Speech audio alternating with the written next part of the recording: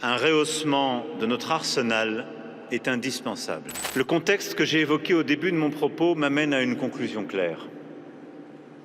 Nous ne pouvons pas nous satisfaire de la trajectoire actuelle.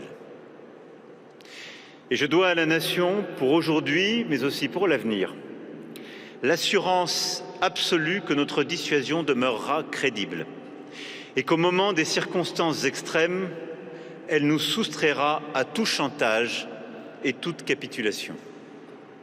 C'est pourquoi j'ai ordonné d'augmenter le nombre de têtes nucléaires de notre arsenal.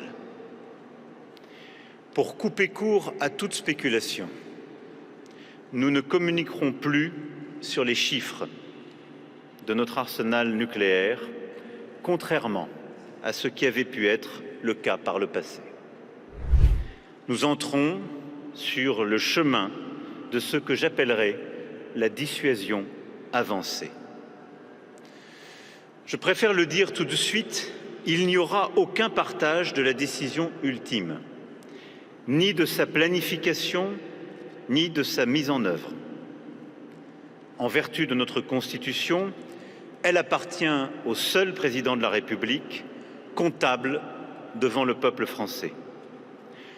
En conséquence, il n'y aura pas non plus de partage de la définition des intérêts vitaux qui restera d'appréciation souveraine pour notre pays.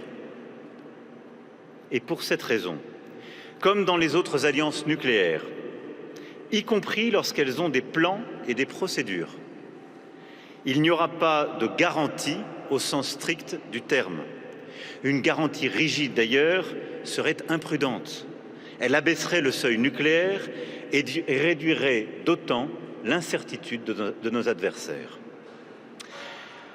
Avec la dissuasion avancée, notre doctrine conservera ses fondations originelles, son caractère strictement défensif, le refus de la bataille nucléaire, la rupture totale et assumée entre le conventionnel et le nucléaire. Il en va de même pour l'opportunité d'un avertissement nucléaire unique et non renouvelable. Il sera toujours décidé à la seule discrétion de la France pour signifier très concrètement que le conflit vient de changer de nature et que la France entend par ce moyen préserver une ultime chance de rétablir la dissuasion. La France assumera donc toujours seule, en intégrant à sa réflexion les intérêts de nos alliés, le franchissement délibéré du seuil nucléaire. La dissuasion avancée est une démarche progressive. Elle offre la possibilité pour les partenaires de participer aux exercices de la dissuasion, tout d'abord.